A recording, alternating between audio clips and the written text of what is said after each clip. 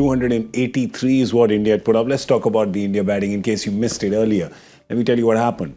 There was a 73-run opening partnership between Sanju Samson and Abhishek Sharma. Abhishek Sharma was doing what he does usually, just connects and hits the ball out, sometimes gets a couple of streaky edges, but there is only one way he plays. And then there was this partnership. I mean, it is just one for the history books. A 200-plus run partnership between Sanju Samson and Tilak Varma. Both got centuries. Sanju became the first player to score 3 T20I centuries in a calendar year, and he scored them in the last 5 matches that he's played. Tilak Varma became the second Indian to score consecutive centuries. He scored one in the previous match. First instance of 2 batters scoring individual hundreds in a T20I. This is between 2 full member sides, so keep that in mind. It was a 210-run partnership. It's the highest partnership for India in T20Is. There were 23 sixes in India's innings, most between 2 full member sides. And India became the first team to register 3 250-plus scores in T20Is. And these are just a few of the records, Zach. There's a few more spatterings here and there, but that's all. We pay our graphic artist by the word, and that was it. We were done for the day's budget. But it's got a few more. It's just that kind of, it's one for the history books. It shows the strength, isn't it? It shows the strength in the Indian batting lineup because just a while ago, you were talking about Surya, and Surya is the number 1 T20 batter in the world. Yeah. He didn't even get a chance to bat today. Yeah. And in the recent past right now, if you see Sanju Samson, Tilak Varma, all these names are coming up, which are setting themselves up to achieve the similar kind of records. And that's just the sheer strength of the Indian team in this format.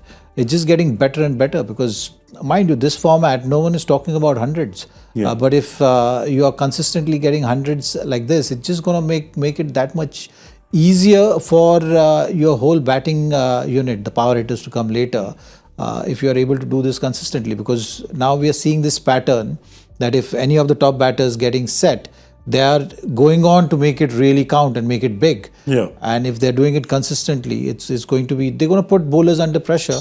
And if any team playing against India, they will be thinking about any of the batter, if they're set, it's just going to be just alarming a thing for any of the teams. And that's the strength, I think. If you're creating this kind of a reputation, it will really go a long way in terms of dominance in this format.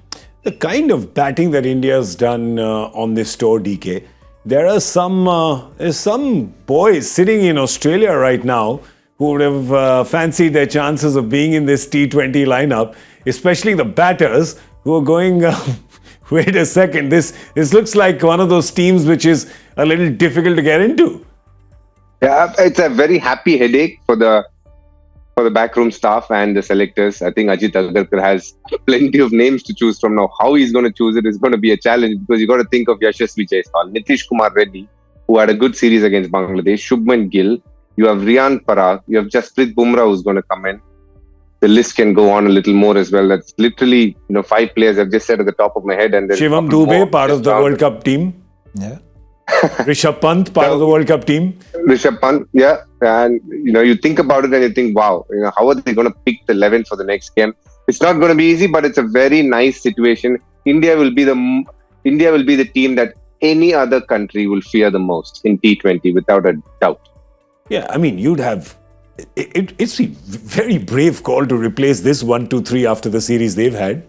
And I'm talking about Tilak Varma being 3 because he took the captain spot. But this 1, 2, 3, look, Sanju, Abhishek, Tilak, just their performance. No, these are all good signs for any team. Yes, it's a lot of headache for the management and the selectors. All those are good headaches. Yeah. But what you can achieve from this is consistency in processes as well, in terms of performances. You'll see players pushing players.